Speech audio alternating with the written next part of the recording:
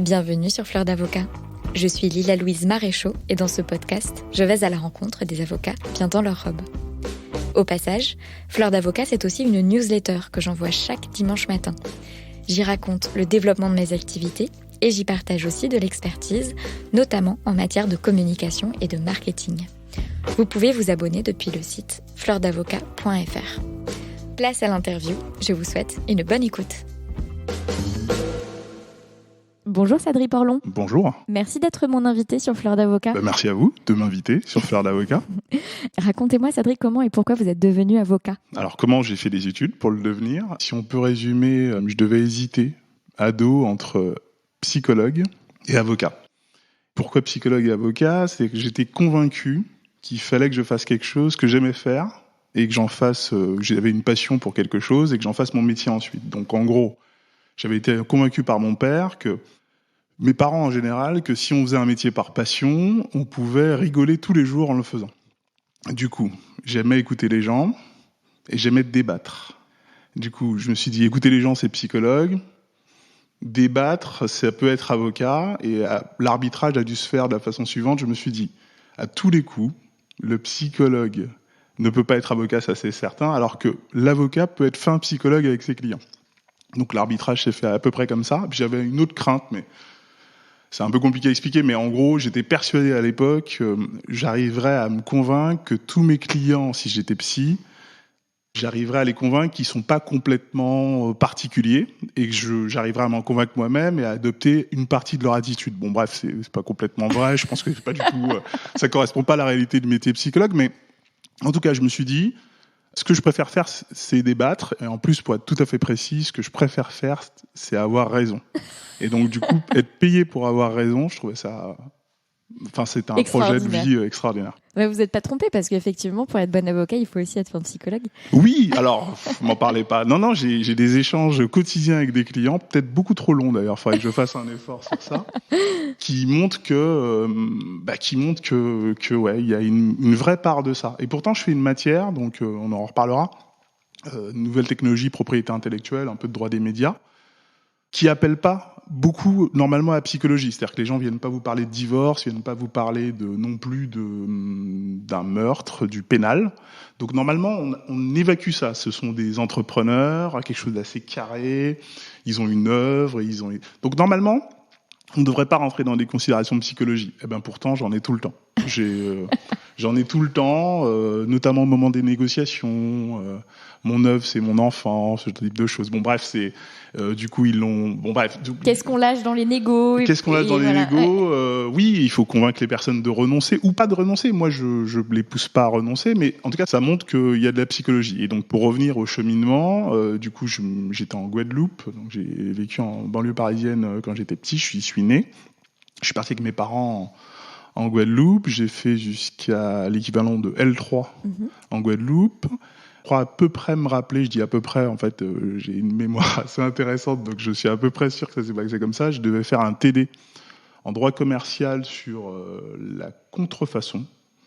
Et j'avais trouvé super intéressant cet échange avec le chargé de TD sur le fait qu'en contrefaçon, les ressemblances étaient plus importantes que les différences. C'est-à-dire qu'en fait, ça servait à rien de rajouter des différences qui contestent les ressemblances. Je trouvais ça fascinant, j'avais compris que c'était de la propriété intellectuelle. Donc là, j'avais en tête de partir pour mon M1, l'équivalent du M1 à l'époque, il n'y a pas une maîtrise tout court, ouais, c'est ça, une maîtrise, en métropole. Donc j'y suis allé, je suis allé à Aix. À Aix, j'ai pris une option propriété intellectuelle. Et j'avais pour ambition de faire un M2. J'ai fait un M2 à Montpellier en droit de l'informatique à l'époque, qui contenait des nouvelles technologies déjà. C'est au début des années 2000, des nouvelles technologies déjà, et c'était vraiment le début des nouvelles technologies. Donc c'était intéressant parce qu'il y avait déjà l'aspect propriété intellectuelle dedans, et puis ce truc de boom de la bulle Internet, le truc Internet, tout le monde en .com, les logiciels. Donc j'avais trouvé ça super intéressant, et du coup ça a un peu guidé le reste de mon cursus. On va en parler. J'ai une question. Le fait de venir en métropole, c'était est-ce qu'il y avait une offre de formation pour poursuivre après la licence ? Est-ce que c'est un peu un passage obligé quand on veut poursuivre ses études ? C'est pas un passage obligé, mais en fait, il y avait un seul choix, c'était un M1 droit des affaires, un M2 droit des affaires. Et on avait un truc très très intéressant en y repensant en Guadeloupe pour ça, c'est que comme on pouvait pas faire venir des très bons profs sur une durée du type, je dis une bêtise, 3 heures par semaine pendant 9 semaines, oui. On faisait venir des profs mais vraiment réputés. Pour le coup, on a eu Jacques Mestre, on a eu vraiment les meilleurs, sur une période d'une semaine. Donc en fait, vous êtes en licence, et pendant une semaine, vous avez les meilleurs. Avec Jacques les meilleurs qui viennent, je pense, parce que bon, accessoirement, alors je sais pas si c'est super bien payé, mais en tout cas c'est défrayé. Ils sont profs, donc de toute façon ils sont payés correctement. Mais ils viennent un peu, voilà, ils font une semaine intensive. Ils nous donnent je sais plus si c'était 40 heures, je dirais, 40 heures de leur module. Et nous, tous les jours, de 7 heures, parce qu'en Guadeloupe, on commence tôt, le CF se lève tôt et se couche tôt, de 7 heures à, 19 heures, on a un cours fondamental du lundi au vendredi. Donc du coup, non, il n'y avait pas beaucoup d'offres, mais de toute façon, moi, vu que j'avais ce truc de je veux faire de la propriété intellectuelle, le M2 m'intéressait pas. Et puis ça m'intéressait aussi de repartir en métropole, parce que j'y étais né, et on se dit souvent que tout se passe avant 6 ans. Bon, en gros, j'avais un attachement, j'avais moins d'appréhension que d'autres amis sur la métropole, parce que vraiment, j'avais une grosse partie de ma famille qui était là-bas. Ça posait absolument pas beaucoup de soucis de me dire d'y retourner, quoi. Donc typiquement, Montpellier, vous aviez de la famille ou des amis? Non, j'avais pas de famille à Montpellier, j'avais de la famille à Aix, donc un oncle par alliance. Donc j'étais à Aix-en-Provence, oui, en réalité. Et j'avais de la famille à Paris, mais bon, on va dire que globalement, j'étais beaucoup moins isolé que certains amis qui avaient très peu de proches. Donc bon, il n'y avait pas d'acclimatation particulière. L'acclimatation, c'était de me dire, bon, d'un coup, je suis plus du tout chez mes parents. Alors, ça, c'est l'acclimatation. La lessive, les courses. Voilà, il y avait ça. Mais bon, donc du coup, je me dirigeais vers ça. Et puis, le métier d'avocat, je l'avais toujours gardé en tête. J'ai eu, on va dire que je pense que je l'ai pas particulièrement bien travaillé, l'examen d'avocat. Je devais être un peu dispersé, conscient j'avais une bonne mémoire et que ça devrait suffire. Donc je l'ai raté à plusieurs reprises, mais j'avais passé une prépa où je crois. Donc vous l'avez raté 2 fois ? Je l'ai raté, ouais. Ah ouais. Et du coup, j'ai passé une prépa où quand je l'ai raté la deuxième fois, la responsable m'a dit, mais est-ce que tu réfléchirais pas parce que je pense que tu as envie de devenir avocat, enfin en tout cas ça se voit, et puis ce que tu as écrit est pas mal. Je l'ai raté en plus de très peu, parce qu'il arrive à des gens très bien. Et donc elle m'a dit, est-ce que tu n'envisagerais pas, puisque tu as l'air de pas détester écrire, faire une thèse, tu pourrais la faire en 4 ans, ou 3, mais plutôt en 4, d'autant que ça te donnerait la possibilité ensuite d'intégrer la profession. Donc je me suis dit, déjà, faut trouver le sujet, est-ce que vraiment j'ai envie de me lancer 4 ans dans ça ? J'en ai discuté avec mes parents, il fallait, en gros, qu'ils me disent OK, parce que il fallait mener les deux de front en bossant. Je pense que c'est possible, hein, mais. Du coup, c'est pas 4 ans de thèse, c'est potentiellement 7. Voilà, ouais. Et sachant que moi, j'ai vraiment des amis proches qui ont fait plus que 10. Ce qui paraît fou, mais voilà, c'est plus que 10. Donc, tout ça pour dire qu'il fallait la validation de mes parents. Ils m'ont dit, OK, si tu t'y mets vraiment, je m'y suis mis vraiment. Au bout, j'avais une possibilité peut-être à la fin des 3 de la finir. Bon, c'était un peu compliqué quand même. Je voulais faire quelque chose de bien. Au bout des 4, je l'ai terminé. Je l'ai présenté, je l'ai eu. Et donc, c'était une thèse sur quel sujet ? Sur la qualification juridique des jeux vidéo. Donc, c'était ce qu'on peut appeler une thèse professionnelle, entre guillemets. C'est-à-dire qu'en fait, il y a un peu 2 types de thèses. On sait, 2 types, j'exagère un peu, mais en gros, on sait que il y a des étudiants qui bossent dans l'idée vraiment de devenir professeur. Une approche très doctrinale. Voilà. Oui, aussi, oui. Déjà, le sujet en lui-même, ça peut pas être un truc aussi précis que la qualification juridique des jeux vidéo. Ça doit être beaucoup plus prospectif. Donc ça, c'est l'ambition de celui qui veut devenir prof. Et puis, il y a une thèse, entre guillemets, professionnelle. Les deux portent le même nom, qui consiste à prendre un sujet pratique et à se lancer dedans, dans l'espoir de le finir correctement et dans un délai plus court. Parce que l'autre, par définition, il est tellement embrasse-tout que votre directeur de thèse, il peut dire... allez, on repart sur une autre idée encore. Ouais. Repartons sur ça et réfléchissons ensemble et tout. Donc du coup, j'ai un directeur de thèse très très bon, un sommité dans Jean-Michel Bruguière qui est très bon dans son domaine. Et puis donc il a bien suivi. J'ai pris le temps matériel de le bosser. On l'a soutenu ensemble. Ça s'est bien passé. Et là, j'avais ce sésame du coup pour intégrer l'école d'avocat. Ce qui, au passage, quand je repense maintenant à mon parcours, je sais qu'aujourd'hui, j'adore écrire beaucoup. J'adore convaincre, bien entendu, mais j'adore écrire beaucoup. Et je trouve que cet exercice qui vous permet de reprendre de la perspective par rapport à vos études, il est intéressant malgré tout. C'est-à-dire que d'un coup, on n'est plus dans l'examen, on est dans la recherche, et la restructuration de la pensée, de faire en sorte de absolument pas faire des copier-coller de quelque chose, de proposer des choses. Ça, c'est un truc qui me sert encore en tant qu'avocat aujourd'hui. Parce que recevoir les pièces, déconstruire le raisonnement, proposer une stratégie à des clients. Alors, je pense que du coup, cet exercice de rédaction de thèse me sert encore plus à mettre en perspective tout ça. C'est-à-dire que finalement, il y a une tonne de données, et de cette tonne de données, on doit sortir un truc utile. Mais vraiment utile, pragmatique. C'est un sujet que j'avais beaucoup abordé avec mon directeur de thèse, c'est qu'il faut pas seulement débiter des interrogations, mais vraiment en faire un truc pratique qui fasse avancer ce qui existait déjà dans l'état de nature, entre guillemets, dans l'état de l'art, dans ce que la doctrine avait rédigé. Ça, c'était intéressant. Dans le cadre de ma deuxième activité Iris et Thémis, c'est de la diffusion d'offres de recrutement, et donc on parle avec des cabinets d'avocats, des avocats sur leur projet de recrutement, et donc forcément ça nous amène à parler du profil entre guillemets désiré. Et je me souviens d'avoir échangé avec un prospect qui m'a dit, alors surtout pas un thésard, surtout pas, parce que j'en ai eu une.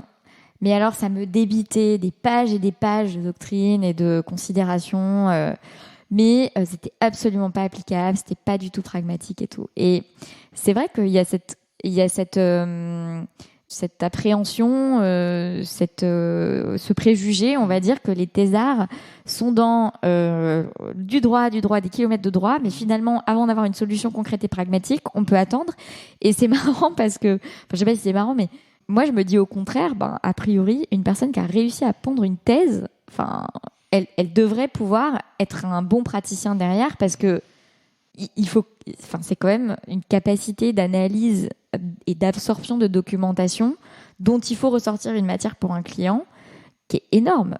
Normalement, oui, mais j'ai eu des stagiaires avant d'avoir un collaborateur, on en reparlera, mais l'idée, c'est que de toutes les façons, j'aurais tendance à dire que ce tempérament d'en faire une application pratique des connaissances qu'on a, je pense que ça s'acquiert avec le temps. Quoi que disent les avocats en la matière, j'ai échangé, là, pas plus tard que récemment, aujourd'hui, hier, je ne sais plus exactement, avec une ancienne stagiaire qui me disait, elle est en première année de collab, et elle regarde toujours tout le monde autour d'elle en disant, ils sont brillants, ils vont plus vite que moi, j'ai l'impression, ils me disent que je suis bien, mais j'ai l'impression que ils sont gentils parce que moi je me trouve submergé, et je lui disais, j'aurais adoré vous dire que ils sont juste brillants comme ça, à l'état de nature, mais en réalité ils ont juste de l'expérience. C'est un métier, c'est rigolo, parce que celui qui vous dit ça, qui vous dit ils sont pas capables de, je vous promets qu'on le prend en première année de collab ou en stagiaire. Oui, probablement qu'il n'était pas foutu lui non plus. Était pas dingue. C'est-à-dire qu'il pouvait avoir en tête ce côté, allez, rendons le truc pratique, peut-être plus que son camarade d'à côté, mais en qualité pure, ça n'a aucun sens de comparer ce qu'on fait nous avec 15-20 ans d'expérience à ce que fait un stagiaire. Le stagiaire, il sort, déjà, il doit emmagasiner vite, parce qu'on lui dit de faire vite les choses, quoi qu'on dise, vite de la matière, et il fait ce qu'il peut pour en faire quelque chose d'assez pratique et utilisable. Il y a des gens qui sont plus doués que d'autres pour restituer, mais en réalité, ça s'apprend. Et ça s'apprend comment ? C'est que le client, il dit, écoutez, moi, vous m'avez envoyé un truc, j'ai pas du tout compris où vous vouliez en venir. Et du coup, qu'est-ce que je fais ? Et qu'est-ce que je fais ? Et d'ailleurs, ça me donne l'occasion, enfin, on en reparlera peut-être, mais j'ai rencontré mon épouse sur les bancs de l'école d'avocat. Et elle me dit souvent, parce que bon, elle est devenue juriste maintenant, elle était avocate, elle est devenue juriste maintenant, elle me dit, mais vraiment, quand elle est en service juridique, quand elle est un peu embêtée, elle me dit, mais vraiment, les avocats, vraiment, vous parce qu'elle est passée de l'autre côté de la barrière, bien entendu, vous savez pas directement faire le truc pratique et utile pour les clients. Et l'un des conseils qu'elle me donne et qu'on utilise au cabinet avec mon collaborateur, c'est une consultation. Elle commence par un encadré où il y a la réponse à la question. Oui. Et alors moi, je pense que je suis un conteur d'histoire dans l'absolu. C'est pas que je refuse, je le fais. Mais c'est vrai que ça vous oblige du coup à faire un truc le plus pratique possible parce que vous commencez par la réponse. Et ensuite, si vraiment le client veut, il peut se connaître tout le déroulé. Mais j'ai eu cette discussion hier avec mon amoureux, rien à voir, qui est dans le design. Et ils sont en train de travailler sur un livre blanc sur une problématique concrète, sur une problématique technique concrète, et que j'ai relu. Et donc, je relis, je fais toutes les corrections et tout. Et il me dit, bon, qu'est-ce que tu en penses ? Je dis, écoute, c'est super intéressant. Le raisonnement se tient. Et à la fin, voilà, je comprends pourquoi telle recommandation. Mais quand même, peut-être en première page, juste un encadré avec le constat, c'est... Et donc, la recommandation, c'est de faire ça. Et ensuite, si les gens ils veulent creuser, derrière, ils ont tout le raisonnement. Exactement. Avec à nouveau les définitions, avec à nouveau... voilà. Mais effectivement, je pense que c'est quelque chose c'est un réflexe auquel on acquiert parce que à un moment, on a échangé avec quelqu'un qui a dit « Non, mais en fait, oui, c'est intéressant, mais déjà, genre si avant... » je pouvais déjà avoir la réponse. Mais oui. Et ça satisferait ma curiosité, entre guillemets, puis ensuite je veux approfondir et en fait je vais aller lire les arguments et je vais aller essayer de comprendre ce qui se passe.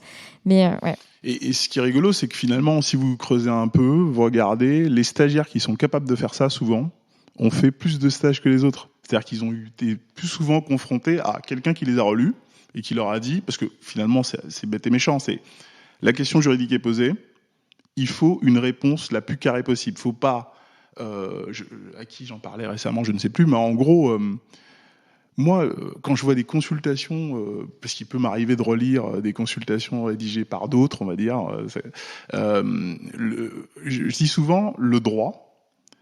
On n'a quasiment pas le droit de dire au client, surtout dans la matière. Il y a des matières où il y a plus d'aléas. On n'a pas le droit de dire ça.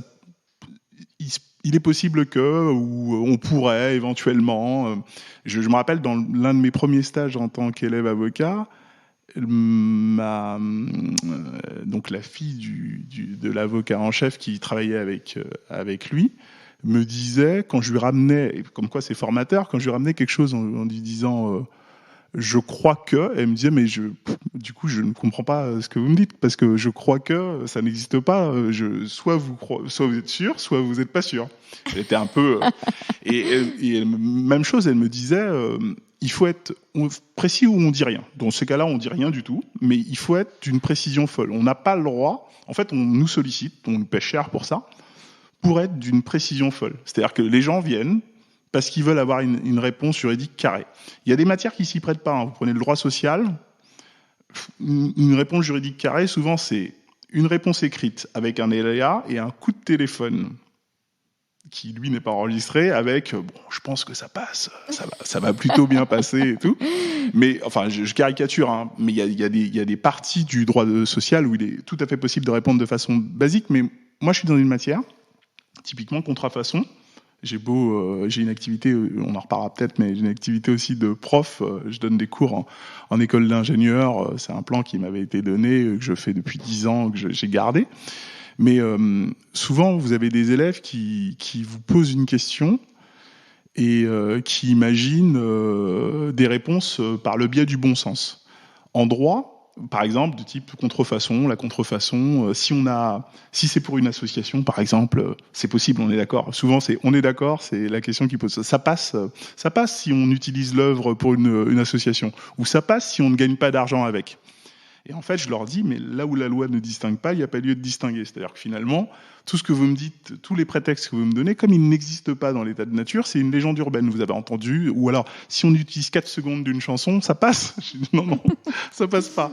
Mais c'est 4 secondes, 4 minutes, même combat. Voilà, 4 secondes, 4 minutes, c'est pas ça. Et donc, ce que le client attend, et ça, vous l'apprenez en stage, en fait, C'est une précision dingue. Et il veut que vous preniez des risques. Et pas des risques au sens aller surjouer le côté je suis sûr. Si vous n'êtes pas sûr, de toute façon, vous pouvez le dire. Vous pouvez dire, écoutez, il y a une incertitude, mais quelque chose d'affirmé. Et en fait, quand vous vous fixez comme objectif d'être catégorique, vous êtes pragmatique et vous êtes précis. Voilà. Mais ça, en réalité, c'est toujours pareil, on refait l'histoire, on oublie qu'on a été soi-même stagiaire. Enfin, j'accuse personne, mais moi, je m'en rappelle, en fait, que je l'ai été.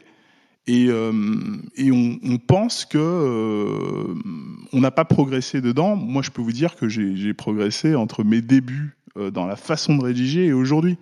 Mais pour l'arbitrage pratique des choses, voilà. Et donc, en tout cas, vous menez cette thèse entre guillemets professionnelle. J'imagine que pour répondre à une question, aujourd'hui, donc vous êtes encore dans l'IP, IT.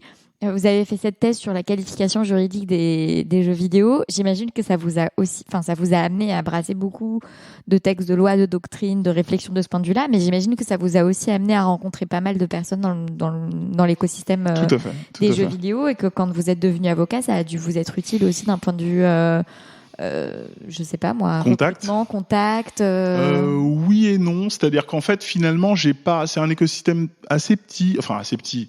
Il y a des grands du secteur, Ubisoft et compagnie. Moi, j'avais plutôt rencontré quelqu'un au ministère des Finances, d'assez brillant, qui avait répondu à mes questions. Le sujet m'avait été soufflé par quelqu'un à la Commission européenne, un ami de promo qui y travaillait. Donc j'ai surtout gardé ce type de contact. J'en ai pas profité quelques années plus tard pour creuser plus sur la question. À l'époque où j'ai rédigé la thèse, il y avait vraiment une interrogation folle. Le CSPLA avait pas encore le Conseil rédigé. supérieur de l'audiovisuel. C'est ça, de la propriété littéraire artistique. Ouais. Il avait pas encore rédigé d'une note conséquente sur le sujet, donc j'étais avant cette note.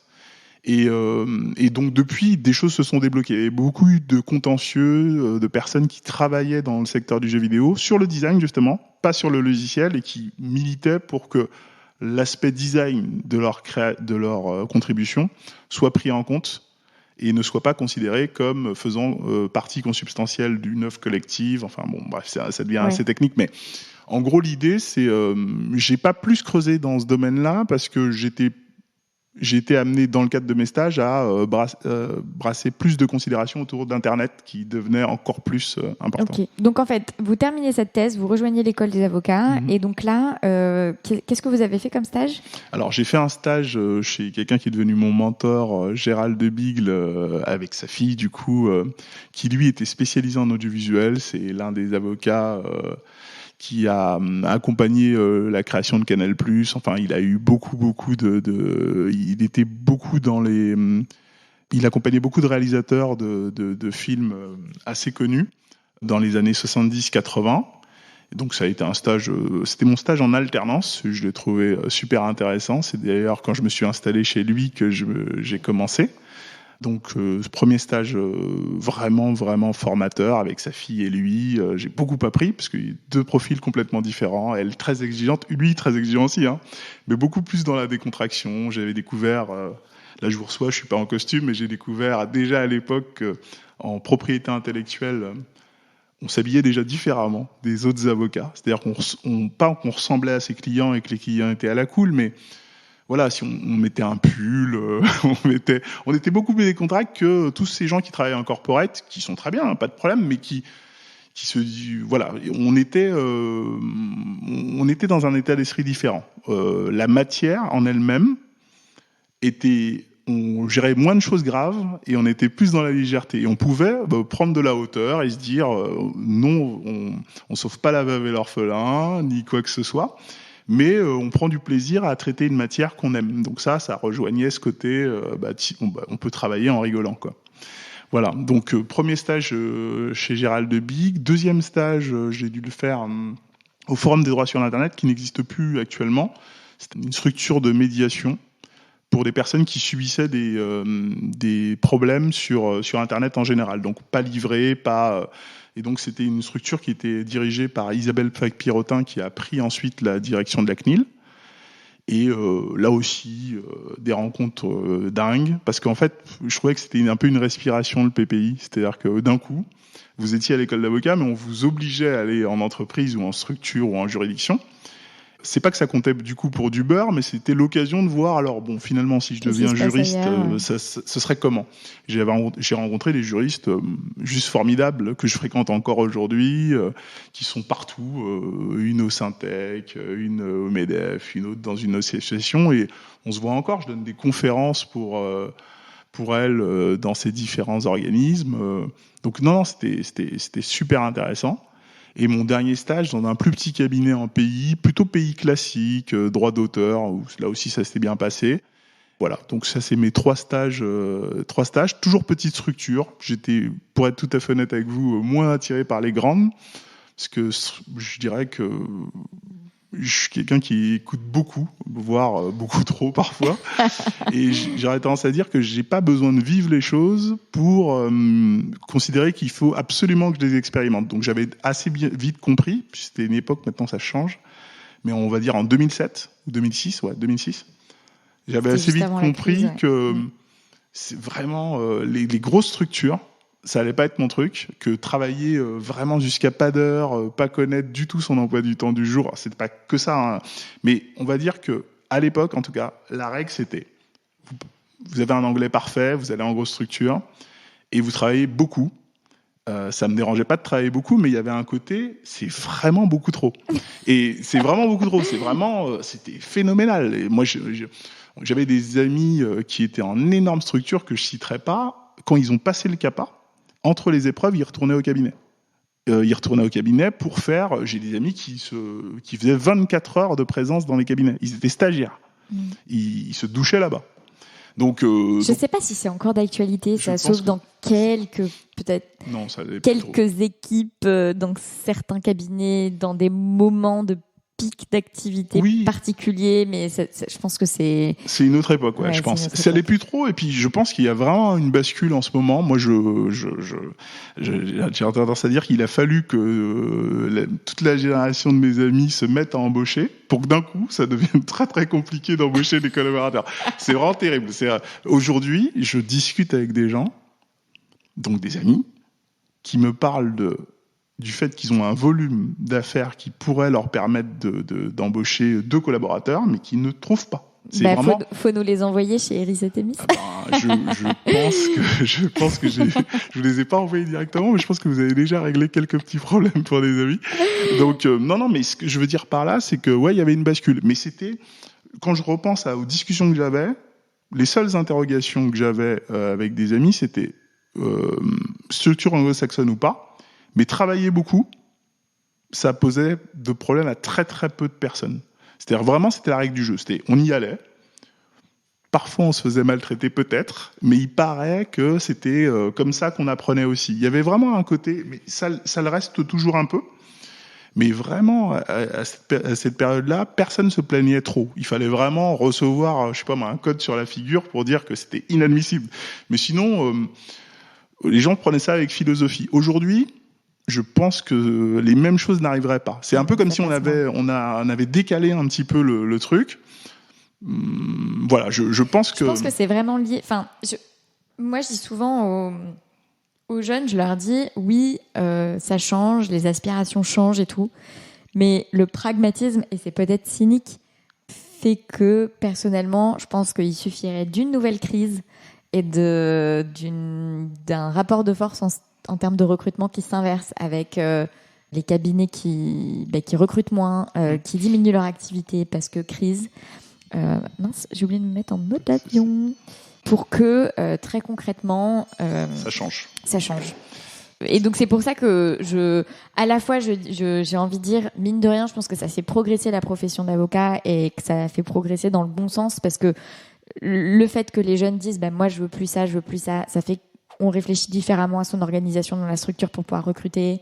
Ça fait qu'il y a les patrons qui se disent mais pourquoi j'accepte ça alors qu'en fait les jeunes ils acceptent pas et donc qu'est-ce qui fait que, etc. Donc je pense que ça va quand même, ça apporte un changement qui est sain. Après J'avoue, je suis sceptique quant à la pérennité de ce système après si jamais on a une crise économique qui nous tombe dessus. Mais pour le moment, c'est pas le cas. Donc on va dire, réjouissons-nous. Non, c'est particulier. En tout cas, je sens la bascule. Moi, j'ai un collaborateur. C'est pas avec lui en particulier que je sens ça, mais on discute un petit peu, on parle de ses amis et je vois bien que les aspirations sont différentes. Vraiment, il y a une bascule vraiment après, je sais pas. Je pense que le Covid a dû jouer, j'imagine. Ah, mais c'est clair. En tout cas, à cette époque-là, la capacité de résistance, elle était phénoménale. Moi, je voyais des trucs extraordinaires. Les gens tenaient pour partir d'un stage final, parce que c'est très compliqué de retrouver quand on est parti. Il fallait vraiment que ce soit terrible. Vraiment terrible. Et alors aujourd'hui, je pense que celui qui ne voit qu'il y a un décalage entre ce qu'on lui a promis au stage final et ce qu'il voit, il part. Ouais. Sans problème. Il part, il trouve déjà tout de suite, parce que franchement, tout le monde galère pour trouver un stagiaire. Il part tout de suite. Alors qu'à l'époque, vraiment, fallait que ce soit votre santé mentale soit en jeu pour que vous partiez. Ouais. Et il y avait quasiment un discours. Bref, il y a eu quelques articles sur des confrères dans des différents médias ces derniers temps. Il y avait presque, enfin, je dis pas ça particulièrement pour moi parce que j'avais rien subi de particulier, mais il y avait presque un discours familial pour dire bon, finalement, c'est un métier dur. En fait, si c'est un métier dur, vivre un truc dur pour progresser dans ton métier, est-ce que c'est pas ça, comme un passage obligé? Plus tard, peut-être que tu en rigoleras. Donc, je dis pas que des parents disaient ça nécessairement à leur enfant, mais j'avais vu quelques témoignages et autres qui montraient qu'il y avait un peu de ça. Il y avait un peu de c'est dur, mais est-ce qu'ils sont pas tous à souffrir autour de toi de la même façon? Voilà. Donc, alors qu'aujourd'hui, je pense qu'avec WhatsApp, avec avec des Instagram, articles, avec les articles, les gens reprennent de la hauteur par rapport à ce que ça devrait être. Et puis peut-être que du coup ils se disent c'est peut-être pas normal d'être dans ces conditions-là. Je saurais pas vous dire, j'ai pas fait une analyse du marché. Je pense que c'est plus votre domaine. En tout cas, moi, ce que je trouve intéressant, c'est que, et notamment lors de ce premier stage que vous avez fait, vous en parlez comme d'en être ressorti avec cette sensation que en fait, on peut faire ce métier avec une forme de légèreté, et d'ailleurs que faire ce métier, c'est pas nécessairement sauver le monde, et aussi cette espèce de conscience de soi qui va pas dans le drama et qui va pas dans le besoin de se donner de l'importance, une importance qui n'y est pas. Ouais. Ce qui veut pas dire qu'on fait pas des choses importantes pour nos clients, mais en tout cas en les mettant dans un système dans une système de juste proportion par rapport à que je trouve assez intéressant, parce que finalement, c'est quelque chose qui ressort assez peu en fait de mes échanges, de personnes qui arrivent à dire il y a des personnes qui arrivent à dire oui, effectivement, moi mon métier, hier j'ai interviewé Pauline Rongier qui est avocate en droit pénal et qui fait quasiment exclusivement de la défense de femmes victimes de violences. Elle, son quotidien, c'est les ordonnances de protection, et donc pour le coup, il y a une conscience de l'importance, on va dire, de son métier et des enjeux. Pareil, une cliente qui fait du droit des étrangers, et quand on la questionne sur les enjeux, en fait, les enjeux, elle, de ses clients, c'est quitter le territoire, c'est se retrouver sans papier, etc., etc. Et à côté de ça, des personnes dont le métier serait peut-être un peu moins vital, on va dire. Enfin, pour les personnes, pour leurs clients, ça relève peut-être un peu plus du luxe que de quelque chose d'intrinsèquement essentiel. Et j'ai assez rarement entendu des gens dire, ce qu'on fait est important, mais toute proportion gardée par rapport aux enjeux, quoi. Oui, tout à fait. Moi, on aura peut-être l'occasion d'en reparler, mais il m'arrive de donner des cours, et avec le temps, je pense, je donne des cours et je fais des blagues en même temps. Et l'une de mes blagues, entre guillemets, c'est de dire aux élèves, je me présente, je suis avocat, je m'appelle Cédric Parlon et tout. Alors, je fais que de la propriété intellectuelle et que des nouvelles technologies. Et je fais aucune matière triste. Et je dis, voilà, les matières tristes, c'est pas qu'elles sont tristes par nature, mais finalement, quand c'est trop triste, je décroche. Donc, tout ce qui est droit de la famille, divorce, pénal, je ne sais pas faire. J'ai des confrères qui savent faire, qui du coup, je les laisse faire, parce qu'en plus, je leur donne ma part, donc ils sont heureux.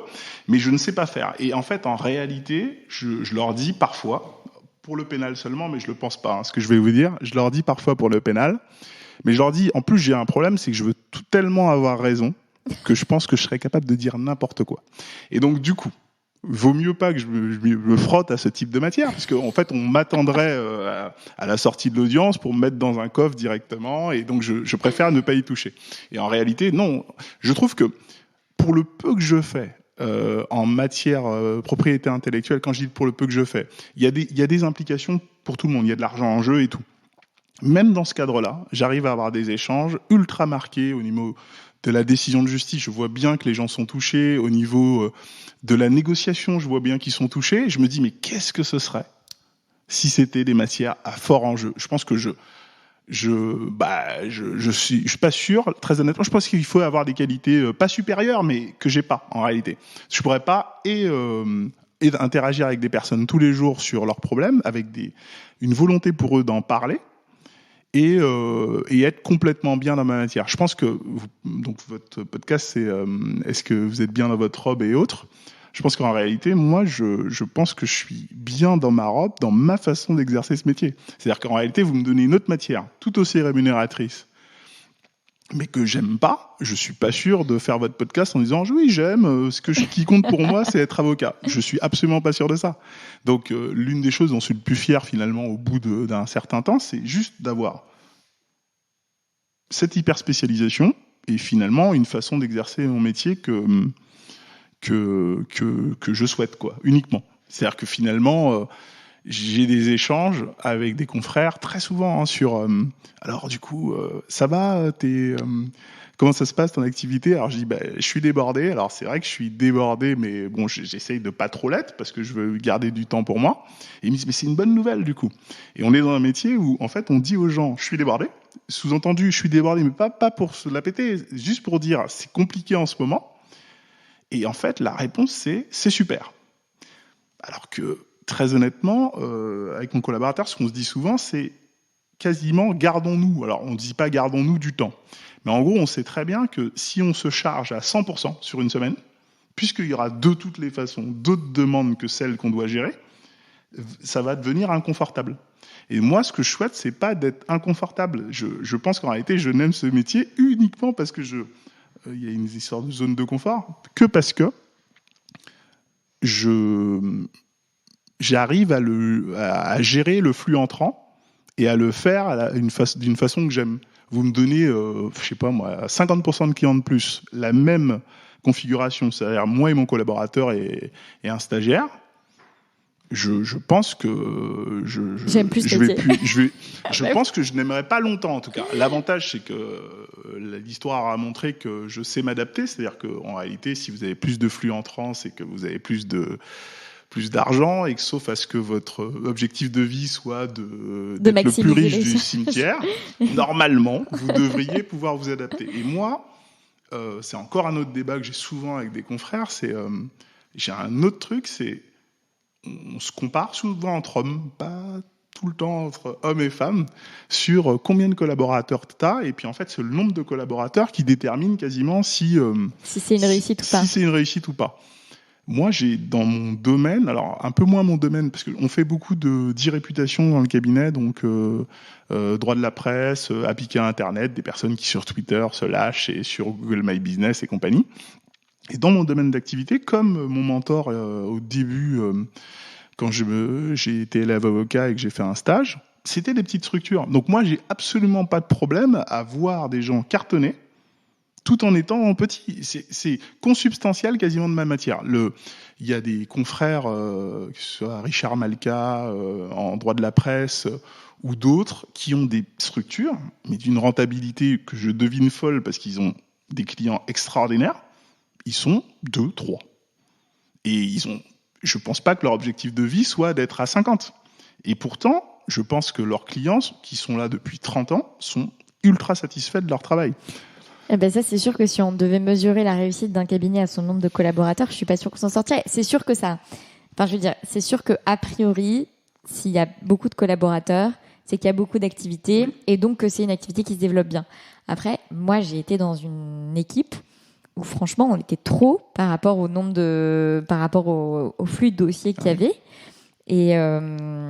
Et quand j'en suis partie, j'ai été remplacée par 2 personnes. Et je suis intimement convaincue que c'était juste une histoire d'ego. C'était juste une histoire de dire non, mais j'ai une grosse équipe. Ouais. Et il se trouve que la rentabilité de l'équipe était bonne, donc en fait, elle permettait d'avoir pas mal de charges au niveau du nombre de collaborateurs, d'avoir pas mal de charges RH. Mais sur le papier, c'était absolument pas justifié. En tout cas, pas à ma connaissance de potentiel dossier qui allait rentrer. Et je pense pas, si ça a été absorbé, je pense pas que ça a été absorbé de façon immédiate, et voilà.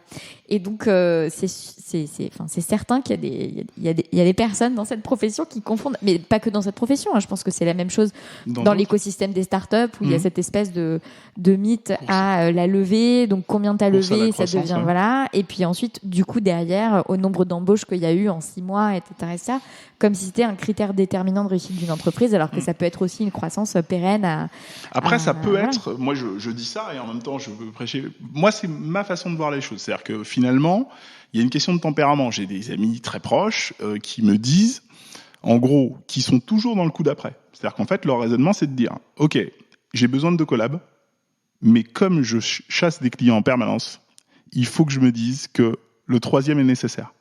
Et donc, je vais me donner envie d'aller chercher des clients. Oui, mais ça, c'est différent. Parce que ça veut dire qu'on a déjà besoin de 2 collabs. Oui. C'est-à-dire qu'on pourrait absorber 2 collabs et avoir de façon, entre guillemets, prospective, un 3e qui va venir décharger quand il y a un surplus d'activité et être disponible pour quand... C'est vrai. Voilà. Mais c'est pas... actuellement, j'ai pas besoin de 2 collabs, j'ai éventuellement besoin d'un collab ou d'un demi-collab en plus. Mais en fait, j'en prends quand même 2,5 en plus parce que parce qu'en fait, ça fait chic, quoi. C'est sûr. Après, c'est là où c'est rigolo, c'est que finalement, c'est un métier où on peut, si on se débrouille bien, marger beaucoup. Et c'est finalement le boss qui décide d'une certaine manière ce qu'il veut. Mais j'aurais tendance à vous dire, et une partie de ce que parce que j'ai été finalement, je me suis installé. On n'a pas eu le temps, on en reparlera. On va en parler. Mais en gros, l'idée, c'est que vous avez un peu 2 types. On va caricaturer un petit peu 2 types d'avocats. Vous avez ceux qui se disent, je vais tenter de m'adapter à la situation que je vis, et ceux qui se disent, de toutes les façons, la plupart du temps, les gens qui ont réussi sont des gens qui ont pris des risques. Et donc, c'est là où c'est intéressant, c'est que vous pouvez passer votre temps à prendre des risques. Et ils ont presque raison. C'est-à-dire qu'au fond, l'instinct de survie de l'être humain a ceci de particulier, que si vous prenez des risques financiers en permanence, vous allez bosser beaucoup, hein. Mais vous pouvez même vous en sortir, parce que c'est un métier où rentrer des clients, c'est tout à fait possible. Il faut juste bosser beaucoup. C'est juste une condition sine qua non. Si vous voulez dédier votre vie au travail, vous pouvez très bien réussir, mais il faut travailler énormément. Donc, si vous êtes en contentieux, vous prenez tous les contentieux de la planète. On vous dit 5 000, 4 000, 3 000, 2 000. Allez hop, on rentre. Et on y va. Mais bon, va falloir être aux audiences après. Donc, on va dire que c'est pas que je comprends parce que c'est pas mon tempérament, mais je sais qu'une partie de mes amis, dans le défi qui se lance sur je veux un collab, je veux ci en plus, il y a un côté, si jamais je ne fais pas ça, je vais m'endormir. Et en plus, je trouve que c'est le truc le plus classe possible que de prendre des risques. Et donc, du coup, ils prennent des risques. Ouais, non, mais cela dit, moi, je les comprends 1000 fois. Enfin, je veux dire, moi, le moment où j'ai ma première entreprise qui a commencé à vraiment bien tourner, j'ai dit, tiens, et si je créais une 2e entreprise et voilà, et 6 mois plus tard, je suis en mode, mais pourquoi j'ai fait ça? Et en fait, donc je comprends très bien cette tendance à aller vers le déséquilibre comme une sorte de manière d'exister. Je le comprends très bien. C'est un truc à gérer avec un psy d'ailleurs plutôt qu'avec un avocat. Mais en tout cas, je comprends très bien ce genre de profil. En tout cas, pour en revenir à vous, votre parcours, vous disiez tout à l'heure que il y avait pas vous étiez pas dans cette recherche que vous arriviez à vous débrouiller pour gérer le flux, histoire de pouvoir maintenir, au contraire, un équilibre qui fait que globalement ça vous convient. Et donc j'étais curieuse de savoir cette gestion du flux, comment est-ce que vous faites? Est-ce est-ce que les choses se font naturellement relativement bien dans le sens où vous avez rarement des moments où tous vos clients vous tombent dessus et il y en a 3 nouveaux en plus et ils veulent tous pour après-demain un contrat, ou est-ce que c'est que globalement vous avez un rapport avec vos clients qui fait que vous arrivez à négocier les dates des livrables et à en fait plutôt bien négocier le flux de travail aussi avec eux. Comment vous vous débrouillez en fait pour gérer ce flux de travail? Alors, je triche un peu. Alors, je vais dire un petit peu la sauce interne. Je triche un peu. C'est-à-dire qu'au fond, je fais on va dire 70% de conseils, 30% de contentieux.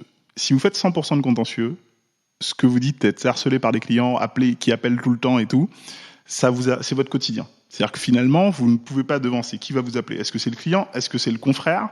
Est-ce que c'est le tribunal? Bref, ça peut être tout le monde. Ça peut être n'importe quelle analyse de documents. Alors que le conseil, on est dans quelque chose, normalement, que vous savez faire et que vous pouvez produire. Si vous voulez passer 5 heures à rédiger un contrat, là, tout de suite, entre maintenant, 18h et 23h, parce que vous savez que demain, vous avez d'autres choses à gérer, vous pouvez le faire. C'est-à-dire, vous passez la nuit à rédiger un contrat. Le lendemain, vous l'avez livré. Vous ne le livrez jamais complètement le lendemain, vous en discutez avec votre collaborateur, mais vous pouvez le livrer. Donc, une partie de ce qui m'aide à gérer le flux entrant, c'est cet alliage qui fait que c'est plutôt du conseil, ma principale activité. C'est-à-dire que le conseil, finalement, si vraiment vous rentrez les dossiers que vous savez maîtriser, ça vous prendra du temps. Parce que contrairement à ce qu'on pense, les contrats, c'est pas des modèles, machin. Bon, bref, ça vous prendra du temps. Mais c'est un temps où le client, finalement, il vous challenge pas. Il vient pour apprendre. C'est en ça que ça ressemble à donner des cours. C'est que il vient pour apprendre des choses. Et à la limite, il pourrait être livré d'un contrat nu. Il serait content aussi. C'est même vous qui lui dites, non, mais de toute façon, moi, j'ai des clients qui me disent, faites un contrat simple. Je dis, non, mais il faut pas qu'il soit simple. Il faut qu'il vous back sur tous les aspects. Et donc, finalement, la façon de gérer parce que ce qui arrive au dernier moment, c'est rarement du conseil, c'est plutôt du contentieux. C'est-à-dire que quelqu'un va vous appeler en disant « je veux attaquer telle personne le plus rapidement possible ». Du coup, quand vous avez du conseil dont vous maîtrisez le timing, parce que vous savez pertinemment que vous pourrez le livrer vite, en un jour et demi, c'est plus facile de gérer les 30% de votre activité où d'un coup il y a des urgences. Voilà, c'est un peu ça. Et puis, après, on triche un peu aussi, c'est que selon la façon dont on est chargé, il y a des clients qu'on prend au téléphone en leur expliquant assez rapidement que soit s'il n'y a pas possibilité d'agir, on va leur donner gratuitement le petit conseil comme quoi il n'y a pas de possibilité d'agir, ou soit on va leur dire, on va un peu adapter notre échange avec eux à notre étage hiérarchique. On va dire, oui, on peut intervenir pour vous, mais c'est à ces conditions-là. Dans ce délai-là, et il faudra payer telle partie, voire la totalité tout de suite. Et finalement, on obtient un nom qui était presque recherché. Qui était presque recherché. Ça nous arrive, pour être tout à fait honnête, ça nous arrive pas souvent, mais on va dire que on n'est pas, toute personne qui nous appelle au cabinet n'est pas nécessairement un client. Parfois, c'est là, pas plus tard que tout à l'heure, j'ai eu une personne au téléphone qui me demandait, elle était mannequin pour un clip, elle voulait lui rédiger un contrat. Donc assez rapidement, j'ai essayé de lui faire comprendre que la personne qui devait financer la rédaction du contrat, c'était pas elle. Parce que elle, en fait, elle était payée pour apparaître dans le clip, mais qu'elle devait pas, c'est pas elle qui devait solliciter la rédaction de l'acte. Ça m'a pris même pas 5 minutes. Elle a fini la conversation en me disant « Ah, mais je garderai vos coordonnées ». Elle était très contente. Et moi, je suis très content. Je lui ai donné un conseil rapidement. Je pense pas elle avait vocation. J'aurais pas été particulièrement à l'aise à l'idée de rédiger un contrat pour quelqu'un qui n'avait pas vocation à en avoir besoin. Et donc, c'est ce qui peut nous arriver. C'est-à-dire, assez rapidement, dire à des personnes « là, tout de suite, ça sert à rien ». On préfère quasiment donner le conseil comme quoi c'est pas utile, ce qu'on aurait pu faire dans une consultation, dans un état de charge important, que faire une consultation tout court, quoi. Voilà. C'est un truc dont je parle souvent avec mes clients quand on parle du premier rendez-vous gratuit, des conseils gratuits et tout. Je leur dis, en fait, je trouve que ce qui montre qu'à un moment, le conseil en tant que tel, ça peut devenir presque plus une accroche commerciale, entre guillemets, que la chose qu'on va facturer, sauf sur certaines problématiques qui sont hyper pointues et où on peut pas juste donner un truc comme ça, mais c'est que c'est la première chose qui saute quand on est en surcharge. C'est-à-dire qu'en fait, le moment où on est en surcharge de travail, dire à quelqu'un tu vas payer pour que je te dise si oui ou non ça vaut le coup d'aller en litige, ou si oui ou non ça tient la route tel truc, ou si oui ou non il faut faire ceci ou faire cela, en fait c'est vraiment le premier truc qui saute, et c'est le moment où juste on prend les gens, on dit oui, là il faudrait faire ça, globalement on va le faire comme ça, je peux le faire pour toi, pour ça, éventuellement je peux te le faire pour tant, et en fait finalement ce qu'on va facturer c'est la réelle prestation derrière, c'est pas juste l'input en fait, c'est pas juste exactement. Et je trouve que c'est finalement c'est assez révélateur d'à quel point est-ce que ça vaut le coup de s'enquiquiner à négocier avec les gens qui payent un conseil qui, en fait, ils voudraient juste avoir la réponse en 5 minutes au téléphone. C'est ça. Plutôt que juste donner et se concentrer sur autre chose, parce qu'il y a toujours d'autres choses à faire. Non, mais c'est clair. Donc, on a un peu cet état d'esprit. C'est-à-dire qu'au finalement, on n'a pas les dossiers coûte que coûte, d'autant que on sait très bien. Moi, on est donc mercredi. Non, on est mardi. Hier, j'étais persuadé que j'avais de la disponibilité complètement folle cette semaine, parce qu'on s'était organisé pour tout finir de beaucoup de dossiers qu'on avait à traiter. J'ai passé toute cette journée à me dire, mais c'est passé vite l'impression que j'avais hier. Et pourquoi ? Parce qu'il suffit que 3 clients vous appellent. On est une structure avec 2 avocats. 3 clients vous appellent pour vous dire, je vous valide finalement ce dont on parlait depuis hier, depuis quelques jours, pour que d'un coup, tout devienne important. Et souvent, c'est du contentieux, du coup, cette fois. Ouais. C'est du contentieux où il faut délivrer quelque chose à semaine prochaine sur un document, une analyse, sur une stratégie. Et là, d'un coup, toutes vos journées sont pleines avec ces clients-là jusqu'à lundi prochain. Voilà. Alors que, franchement, hier, j'étais persuadé que cette semaine, ça allait être des contracts. Et d'ailleurs, si je peux vous donner un exemple, j'ai gardé de cette histoire de thèse un peu une volonté d'écrire des articles de vulgarisation. Donc, j'ai un site internet où j'écris des articles. J'avais un blog avant. Et beaucoup de clients me contactaient par ce blog, parce qu'ils tapaient sur Internet, je sais pas moi, un truc en diffamation, comment attaquer une personne en diffamation ou en droit d'auteur. Ils tombaient sur l'article et ils m'appelaient. Et le bon révélateur pour savoir à quel point on est débordé au cabinet, c'est que j'adore écrire, mais ça fait un petit moment que j'ai pas écrit d'article. Et donc du coup, à chaque fois je me dis, hier je me disais, tiens, on va essayer d'écrire des articles. Là, je suis plus du tout dans cet état d'esprit. Et mes semaines, depuis à peu près 2 ans, pas seulement 2 ans, mais depuis au moins 2 ans où j'ai un collaborateur, c'est souvent ça. C'est-à-dire qu'on promet des articles, même à des revues. On galère pour trouver un petit moment pour l'écrire, alors qu'on adore ça et que c'est du pro bono. Mais la seule chose sur laquelle on arrive à s'entendre, et j'en arrive à le faire, c'est qu'on promet des conférences. On fait des conférences pour des structures, même pro bono parfois. Donc, et on les fait parce que finalement la date arrive, il y a trop de monde, il faut bien qu'on le fasse, et à ce moment-là on débloque du temps. Mais souvent vous priorisez le facturable au non facturable. Et si on revient un peu sur votre parcours, après qu'est-ce qui s'est passé une fois le CAPA en poche ? Comment vous avez trouvé une collaboration ? J'ai trouvé une collaboration assez rapidement. Je me rappelle que c'était donc admettons, je suis en stage final ça se finit en juin. Je candidate dans un cabinet spécialisé en conseil, un conseil très particulier en informatique. Et je leur dis, voilà, j'ai plutôt un profil contentieux, parce que j'avais plutôt fait du contentieux en stage.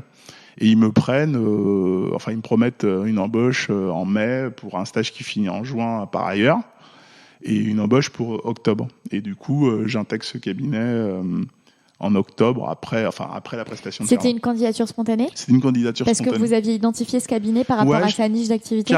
Oui, tout à fait. Parce qu'en fait, il y avait toujours déjà Légal 500 à l'époque, ce type de truc, ils étaient dedans. Et je m'étais dit, je vais candidater.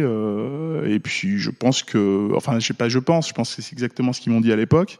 Ils étaient spécialisés en conseil et ils trouvaient assez rigolo le côté, moi, je conseille, je débute.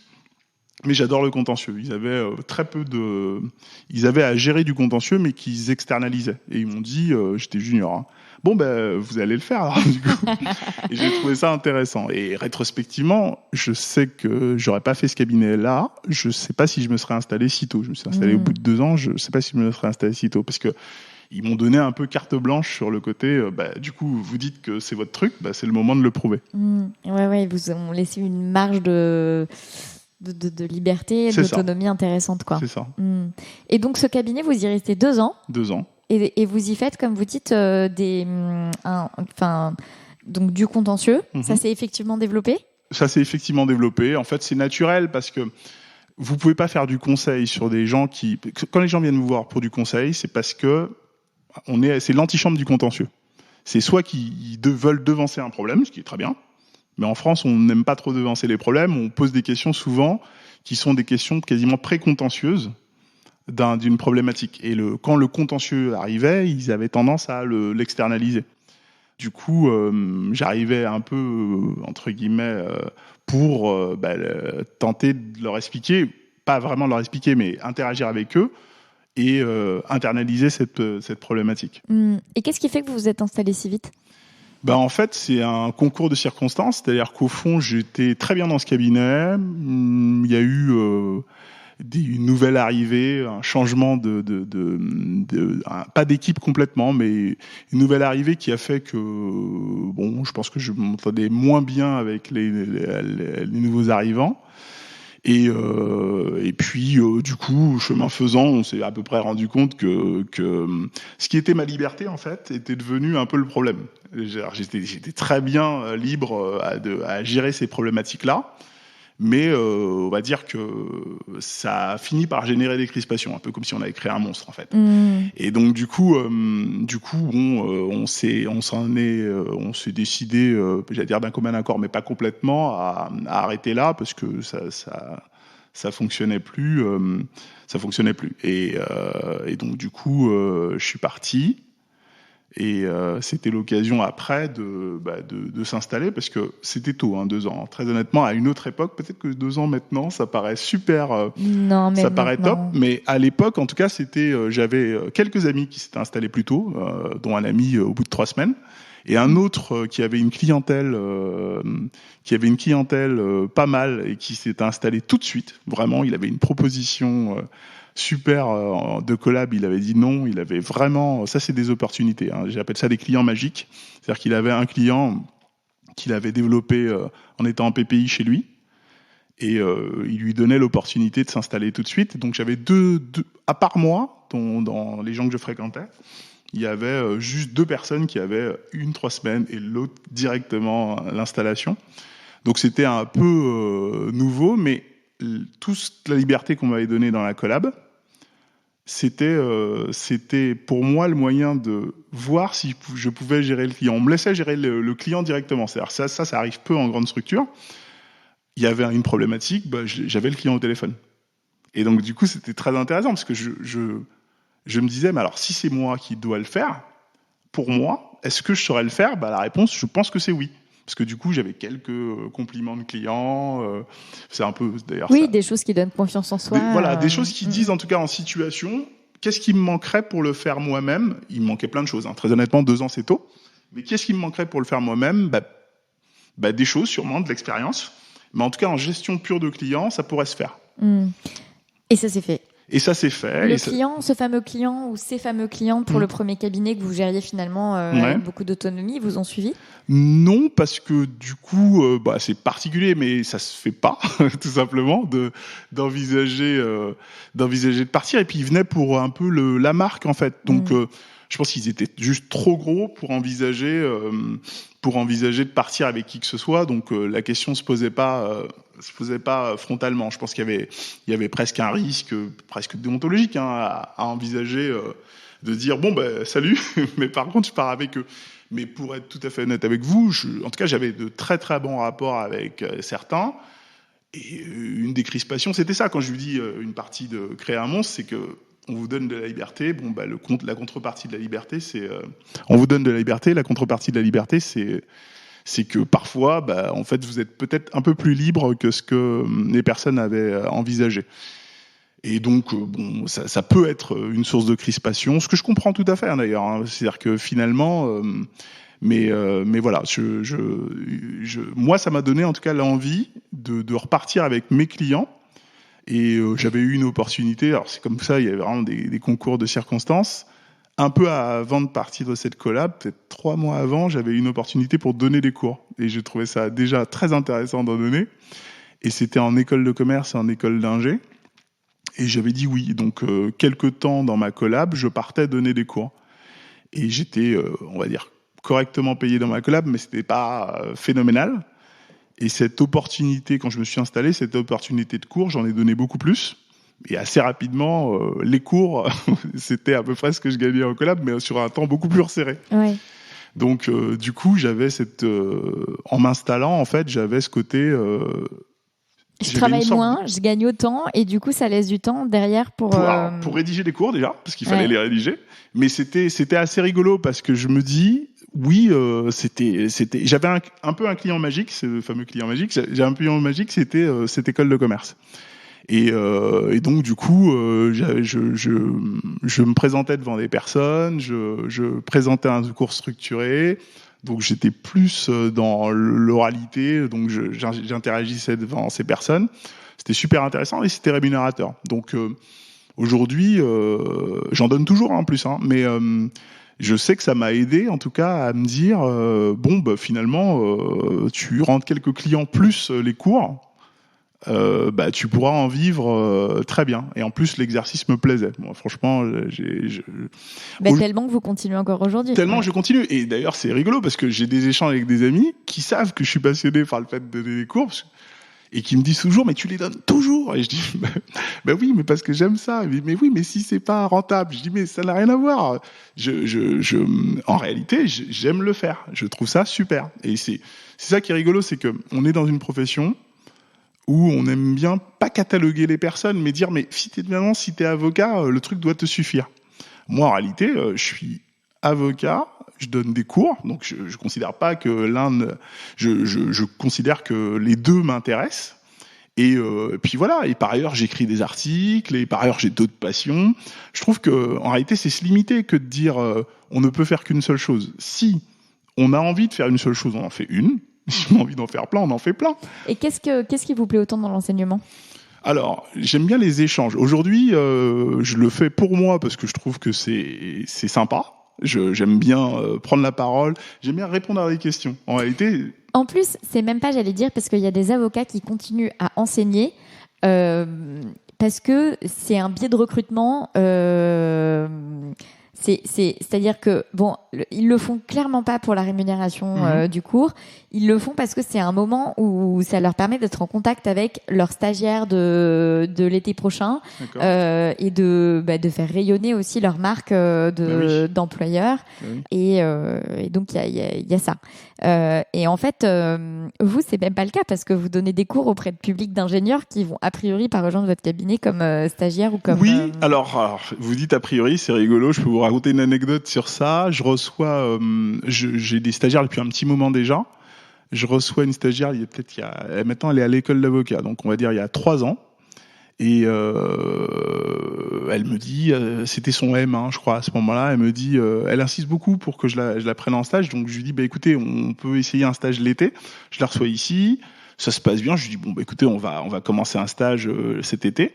Et elle me dit, je peux vous confier quelque chose? Je dis oui. Elle me dit, c'est un élève d'une école d'ingénieurs qui m'avait parlé de vous. Okay. Et qui m'avait dit, va voir Maître Porlon, il est rigolo. Bon, bref, parce que je fais quelques blagues, on va dire ça comme ça. Il est rigolo, il a l'air sympa. Ça se trouve, le stage te plairait. Et donc, à ce moment-là, j'ai un stagiaire en stage final qui est mon collab actuel. Donc, c'était en 2020, pour être précis. Enfin, ou non, 2019. Bon, peu importe, 2020. Je rentre dans le bureau, je le vois et je lui dis, mais ce qui est rigolo, c'est qu'elle me dit que c'est un de ses amis qui lui a dit de candidater au cabinet et il me dit je vous l'avais jamais dit mais en fait moi aussi c'est mon meilleur ami qui vous a eu en cours en école d'ingé qui m'a dit candidate. C'est hyper intéressant. Et donc c'est vraiment son meilleur ami, c'est-à-dire j'ai échangé avec lui, le fameux meilleur ami récemment, il m'a dit mais c'est bien, il paraît qu'il se plaît et tout machin. Et donc lui aussi.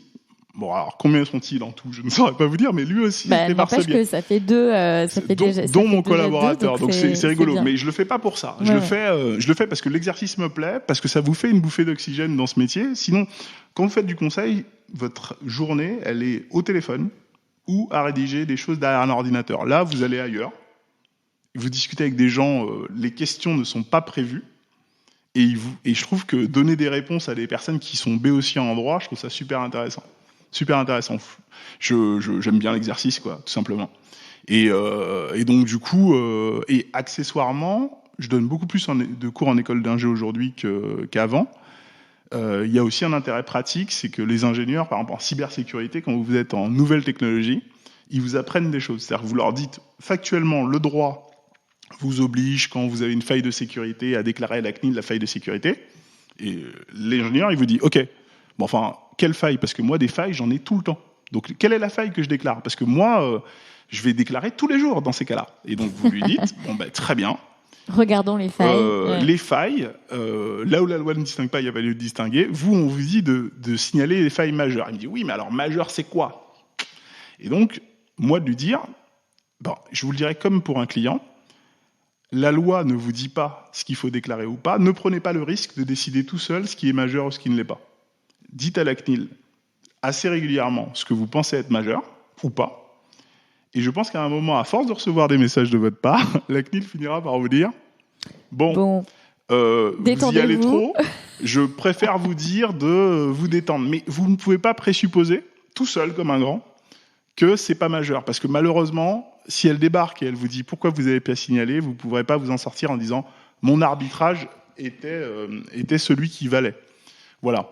Donc ça, c'est super intéressant parce que finalement, pas vous découvrez, mais vous êtes en contact avec quelqu'un qui est du métier et qui vous dit, au-delà de la théorie, on en revient à la théorie, la pratique, au-delà de la théorie du droit, il y a aussi ma vie de responsable cybersécurité d'un groupe. Voilà. Donc ça, c'est super intéressant. Et du coup, moi, il m'arrive d'interagir avec des clients qui sont dans le droit de l'informatique.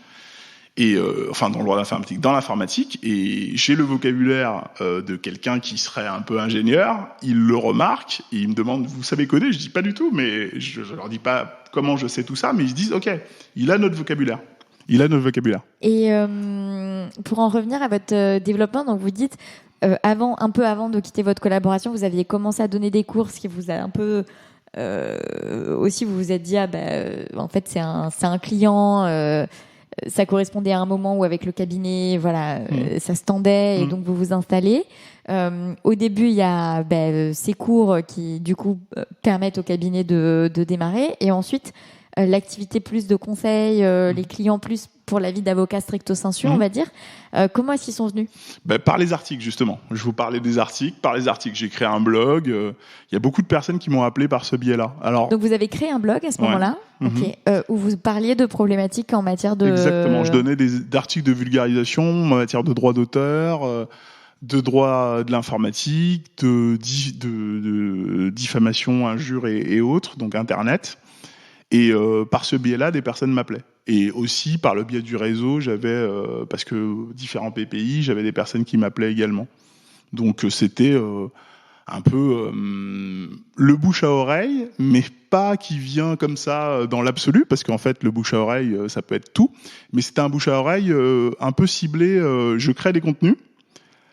Les gens se disent, alors je pense que c'est ça, hein, je présuppose, on n'a pas un débriefing ensemble de la question, mais je pense que les gens se disent, ok, il nous en a dit suffisamment pour qu'on se dise que... Il sait de quoi il parle. Il sait de quoi il parle, et puis il en dit tellement que ça se trouve, si on l'appelle, il va en dire encore plus. On présuppose, parce qu'il y a articles et articles, moi je vois beaucoup d'articles, on sent bien que le truc c'est, on veut vous appâter sans vous donner tout.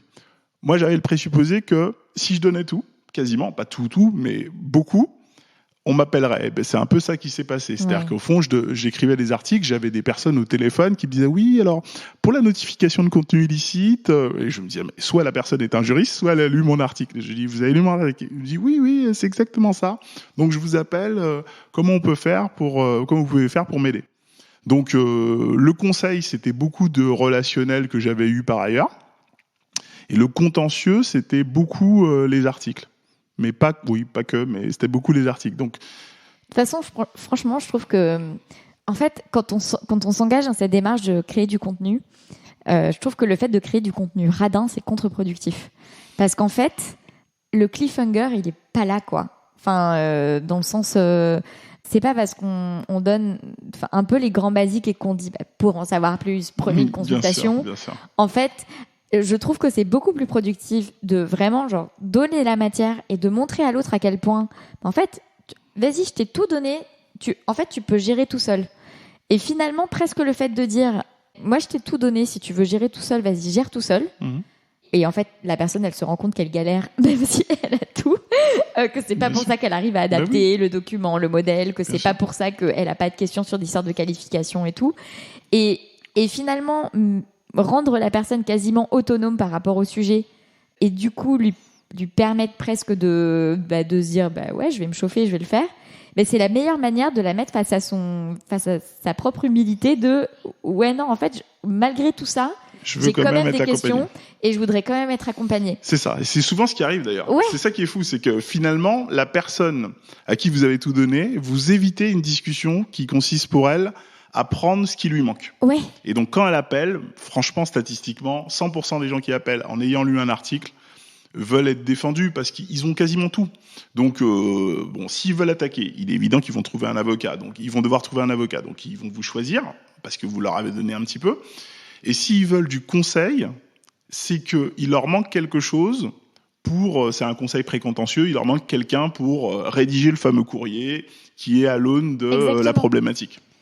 Donc non, ils ont besoin de vous et c'est rigolo parce que toujours sur cette, comme quoi il y a vraiment quand j'y réfléchis, il y a vraiment des trucs qui se rejoignent. Comme j'ai écrit des articles, de temps en temps, j'ai des journalistes qui m'appellent. Pas plus tard que avant-hier ou il y a quelques jours. Non, pas avant-hier pour le coup, mais il y a une semaine, j'ai un journaliste qui m'a appelé, qui m'avait déjà appelé pour une émission, parce que je fais de l'audiovisuel aussi, qui m'avait posé des questions sur une émission qui s'appelle Koh-Lanta. Je lui avais répondu avant une audience, par écrit, à ces questions. C'était le jour, il y avait des problématiques sur quelqu'un qui avait triché dans Koh-Lanta. Oh là là. Voilà. Et donc du coup, il y avait une menace d'élimination pure et simple de cette personne. Donc le jour même, c'était le journal Sud-Ouest, je crois. Le jour même, Sud-Ouest voulait écrire un article sur que va-t-il se passer ce soir d'un point de vue contrat et audiovisuel. Donc ils ont eu mes coordonnées suite à un article, j'imagine. Ils m'ont posé des questions, j'avais répondu. J'avais fait des blagues, encore une fois. J'avais répondu. Toujours un aspect pratique de la question, c'était alors TF1 va faire quoi? Et je leur avais dit, de toute façon, TF1 peut tout à fait signer un accord de confidentialité avec les participants pour que vous ne sachiez pas ce qui a été dealé et ce qui ne sera pas révélé à l'antenne. C'est à peu près ce qui s'est passé. Et cette personne m'a rappelé pas plus tard que récemment sur une problématique Star Academy. Parce que le droit du travail, parce que l'interdiction du téléphone. Et au bout d'un moment, il me dit « Non, mais c'est vachement sympa de répondre à mes questions. » Et moi, de lui dire « Mais de toute façon, moi, ça me dérange pas de répondre à vos questions. Ça me dérange pas de répondre à vos questions. Et gardez à l'esprit que quand je réponds à vos questions, finalement, je me forme, entre guillemets. C'est-à-dire que je réponds à des problématiques que je réutiliserai de toutes les façons. Et je dis souvent ça à mon collaborateur, c'est quand bien même on répondrait à des questions pro bono, on le fait pas beaucoup, faut pas transmettre l'information qu'on répond à des questions pro bono. Et du coup, personne ne le sait. Personne ne le sait.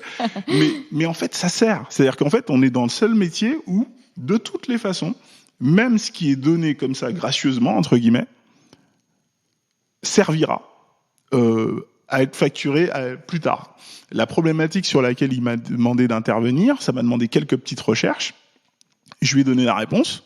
Je suis à peu près convaincu qu'on en reparlera dans un dossier dans peu de temps. Donc, je pense qu'il ne faut pas être économe de ces conseils, parce que de toutes les façons, rien ne se perd, tout se transforme, tout se facture. Ouais, moi je vous rejoins et je le dis, mais vraiment tout le temps à mes clients, quoi. En fait, la radinerie, c'est rarement productif et en fait finalement vraiment et en plus et donner de façon radine, c'est presque pire. C'est-à-dire que vraiment.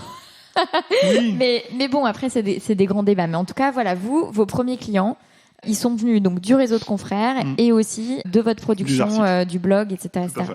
Alors maintenant, l'époque des blogs est un peu terminée, c'est-à-dire que maintenant les blogs, c'est des blogs qui sont là pour servir au SEO et donc on est dans des blogs qui ont une portée marketing. Ça sert au SEO, ça sert à rassurer en termes d'arguments d'autorité. Quelqu'un qui vient sur le site, elle voit que mine de rien, vous avez l'air de toucher un peu à ce que vous prétendez, ce sur quoi vous prétendez être compétent, etc. Mais il y a moins ce côté blog tel que c'était de façon originelle dans les années 2010. Tout à fait. Et comment est-ce que, votre blog, vous le faisiez connaître, vous le partagiez, C'est une bonne question. Je pense que vraiment, c'était avant le Google Ads, là, Google AdWords. Et avant, ça existait, mais c'était moins répandu que maintenant. Et en fait, le référencement naturel sur Google, parce que les gens tapent sur Google les choses, permettait d'être dans les premiers résultats sur toutes ces problématiques là. Donc j'avais pas trop besoin parce que Google faisait le travail. Aujourd'hui, c'est plus compliqué parce que par nature, les 6 premiers résultats sont des annonces. Donc maintenant, c'est noyé dans la masse. Mais je le faisais pas connaître particulièrement, mais je travaillais les sujets pour que ce soit dans les premiers résultats. Non, mais c'est parce que même quand j'y pense, quand j'étais étudiante, donc entre les années 2009 et les années 2014, et surtout sur la fin, c'est-à-dire entre 2012 et 2014, on va dire, je me souviens que je lisais le blog de Garance Doré, je lisais le blog de Sophie Fontanelle, je lisais... Et il y avait des vrais rendez-vous blog, c'est-à-dire on se rendait sur un site internet pour voir les actualités de ce site. Tout à fait. Et les forums de ces sites étaient actifs, etc. Et ça, maintenant, ça n'existe plus. Maintenant, ces interactions, elles ont lieu sur les réseaux sociaux, des gens qui publient des articles. C'est vrai. Et en fait, les réseaux sociaux servent à attirer les gens sur les, entre guillemets, blogs, mais c'est pas du tout la même utilisation de ce genre de ressources. Il y a une vraie bascule, effectivement. Après, sur des contenus, je dirais contenu juridique. Est-ce que c'est vraiment le cas toujours ? Je sais pas. J'en sais rien. Est-ce que les gens, je saurais pas vous dire. Je sais pas. Typiquement, l'exemple c'est Maître Eolas. Je sais pas si Maître Eolas il continue son activité d'ailleurs de rédaction et de blogging, mais il a aussi une activité sur les réseaux sociaux, mais qui est pas du tout la même que celle sur son blog où il creuse de façon hyper profonde des thématiques juridiques et tout. Et donc, c'est vrai que la dynamique a complètement changé. Et moi, aujourd'hui, il y a, en fait, je suis des personnes sur leurs réseaux sociaux, mais il y a assez peu de blogs que je vais suivre pour le blog. Alors, à un moment, il y a eu Medium, qui était une sorte d'intermédiaire là-dedans. Mais bon, bref. On en parle moins. On en parle moins. Je pense que ça a moins Il y a une bascule. Maintenant, c'est vrai que le site dédié à du contenu, est-ce que les gens, il y avait les flux RSS, est-ce que les gens y sont toujours attachés ? C'est pas sûr. Là, j'avoue que, à la limite, la plateforme, et c'est pas le plus important parce que Google fait le reste. C'est-à-dire qu'au fond, ce que les gens cherchent, c'est une réponse à leur problématique. Ils vont taper que faire si j'ai un problème d'injure sur Internet et ils vont taper plus avocat. Typiquement, qui le découvrent, à la limite qu'il n'y ait pas une vidéo de vous qui en parle, c'est peut-être mieux. C'est eux qui cherchent un contenu brut avec la meilleure personne pour leur expliquer de A à Z ce qu'ils vont devoir faire. Donc je pense que on est un peu vieille école avec chez les avocats. On va dire que le blog peut continuer à exister, je pense. En tout cas, pas le blog en lui-même, mais la rubrique sur un site avec des news, parce qu'elle sera relayée par Google. Oui. Tant qu'elle permet de répondre à des questions. Exactement. C'est ce que les gens cherchent. Je pense que la forme importe peu. Ce qu'ils veulent, c'est le contenu. Et donc ça a amené pas mal de clients dès le démarrage, en fait. Et ensuite, le développement, comment ça s'est développé ? Et le développement, en fait, ce sont les clients... alors parfois, vous avez des clients qui ont des problèmes, mais souvent. Souvent, c'est surtout quand on travaille avec des entreprises. C'est fou, donc, voilà, c'est ça. Et donc, du coup, vous avez des clients réguliers qui sont arrivés comme ça, avec pas une problématique un jour, mais des problématiques toujours, on va dire ça comme ça. En tout cas, assez souvent. Et donc, comme j'étais encore, jusqu'à il y a 3 ans, j'étais encore seul, j'avais tendance à dire à un ami que je suis artisan, parce qu'en fait, 100% de la production est faite par moi. J'étais très fier. Voilà, ça m'allait un petit peu parce que je ne voulais pas être submergé. J'ai gardé ces problématiques de, si on veut faire du travail, j'aurais adoré vous dire que on devient, c'est parce qu'on est très très brillant qu'on devient bon avocat, et puis c'est une histoire de talent, et puis si on a le talent, c'est bon, le reste suit. Je pense qu'en réalité, c'est du travail. Vraiment. C'est-à-dire qu'en réalité, sur des problématiques de contentieux, par exemple, si vous avez le temps d'analyser les pièces, le temps de challenger vos clients, au point quasiment de les harceler. Moi, mes clients, je leur dis, bon, ok, vous avez très bien, vous m'avez envoyé les éléments, vous m'avez payé. Bon, je vais vous appeler la semaine prochaine pour qu'on discute d'un document qu'on vous a rédigé avec mon collaborateur, avec des questions pour vous. Et d'une certaine manière, en fait, on a assez vite compris, enfin moi je l'ai assez vite compris, et je pense que mon collaborateur aussi, qu'on n'est jamais meilleur que quand on interagit longtemps avec son client pour lui demander des choses. On peut très bien faire quelque chose de stéréotypé qui soit pas mal, je n'ai pas de doute sur ça, quand on a du talent, bien entendu. Mais au-delà du talent, si vous consacrez du temps à vos dossiers, vous êtes par définition meilleur que beaucoup qui peut-être se contentent de leur talent ou de leur expérience. C'est selon. Je pense qu'en réalité, sur du contrat, il vaut mieux et avoir le temps, et avoir du talent, et avoir une bonne base et de l'expérience pratique. Et de l'expérience. Mais sur le contentieux, il y a des choses qu'on trouve dans nos dossiers uniquement parce qu'on y a passé du temps. Il y a des défenses où normalement on doit perdre. Alors normalement on ne gagne pas quand on doit perdre, normalement. Mais on va dire qu'en droit de la presse, il y a tellement de pièges partout que nous on gagne des dossiers qu'on doit perdre normalement parce que on trouve des erreurs de procédure qui sont classiques finalement, mais qu'il faut explorer. Et qu'il faut pointer du doigt pour que le confrère en face se dise mince, tout était bien, mais sauf ça, et ça, c'était le plus important. Et ça, faut du temps. En réalité, on en revient quasiment toujours à la même problématique. Pourquoi je veux pas être trop chargé ? Parce que en fait, j'ai regardé mes parents travailler quand j'étais petit et je sentais bien qu'en fait, on pouvait et travailler, et être content de travailler. Et je voyais bien que le secret, c'était de pas être submergé. En fait, personne ne travaille bien en étant submergé, à part des warriors qui sont extraordinaires, tout ça. Mais si on vous enlève du temps pour dormir, du temps pour voir vos proches, du temps pour interagir avec eux, vous ferez du très bon travail. Tout le monde sera content. Vos clients seront contents. Vous serez pas content et finalement, ça ne marchera pas. Donc, du coup, j'avais oublié la question. Du coup, on parlait du développement et vous dites que en fait, ce qui a permis à votre cabinet de se développer, c'est à un moment, c'est le travail, quoi. Vous disiez, j'aimerais vous dire que c'est une histoire de talent. Oui, en réalité, c'est quelques résultats avec des clients qui sont du coup contents. Vous avez beau ne pas les avoir sauvés, ni parce que c'était la veuve, ni l'orphelin, mais ils viennent ils sont contents. Et je pense qu'ils donnent votre nom.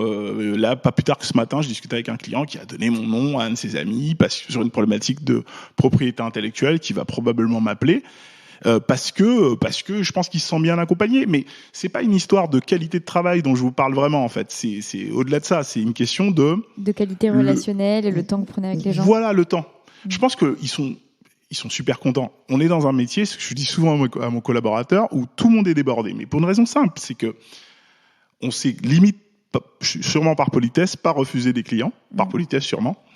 Et par politesse, par peur de manquer, par peur de manquer plus tard. Et donc au final, on se retrouve dans une situation où tout le monde est full. Tout le monde est full. Il m'arrive très régulièrement de travailler avec d'autres confrères sur des problématiques parce qu'ils sont sur, je sais pas moi, corporate, admettons, ou d'autres problématiques, et ils me font intervenir sur une partie de la problématique qui est la propriété intellectuelle. Je vois bien qu'ils sont débordés par ce métier, vraiment. C'est-à-dire que je vois bien qu'en fait, ils sont en stress absolu. On interagit ensemble, ils sont full, mais ils ont plus le temps. Du coup, on se retrouve parfois à être un peu décorrélés. C'est-à-dire, j'ai fini ma partie et on a un échange, alors qu'on n'est pas collaborateur associé, où je vois bien que leur dire « alors t'en es où ?» ils le vivent comme une agression, alors qu'on ne devrait pas. Ouais. C'est-à-dire que moi, c'est pas grave s'ils n'ont pas fini leur partie, c'est leur client. Non, mais c'est très intéressant. Enfin, moi, j'ai beaucoup appris en travaillant avec des freelances et en travaillant avec des freelances qui ont aucun complexe, enfin, qui sont au TJM pur et qui vendent des demi-journées ou des journées. Et Vraiment, c'est pas pour ériger ce modèle en modèle. Je pense que ça fonctionne bien avec certains corps de métier, moins avec d'autres et tout. Et en fait, ces personnes-là, elles savent que dans la semaine, elles ont 6 demi-journées facturables, 2 demi-journées non facturables. Et en fait, c'est calculé dans leur tête. Leur agenda, ils remplissent des demi-journées. Et à partir du moment où leurs demi-journées sont remplies, où ils savent qu'ils débordent par rapport à le plan de charge qui est leur plan qui est leur stratégie, qui rentre dans leur stratégie et tout, et où ils débordent là-dessus, où ils refusent les clients en disant bah là j'ai pas de temps avant dans X temps. Et j'ai énormément appris de ça parce que en fait du coup j'ai découvert des gens qui refusaient des clients. Et moi j'ai jamais travaillé pour des gens qui refusaient des clients. C'est-à-dire qu'en fait la réponse est toujours globalement, on se démerde, quoi. Oui. On se démerde. Et d'ailleurs, le on se démerde, c'est souvent le collaborateur qui va y passer, Oui. qui va y passer du temps. Mais je sais que c'est pas que ça non plus, parce que c'est aussi des individuels qui, du coup, se démerdent eux-mêmes. Mais oui. Et ça peut s'expliquer par des particularités du métier d'avocat, sur certains aspects et tout, et je veux bien. Mais n'empêche que moi, ça m'a vachement impacté de me rendre compte qu'il y avait des gens qui avaient cette confiance en l'avenir, de dire en fait, là, ma prochaine dispo, c'est dans 2 semaines. et en fait, ben voilà. Et en fait, Oui. elles ont confiance que globalement, elles vont remplir leur plan de charge.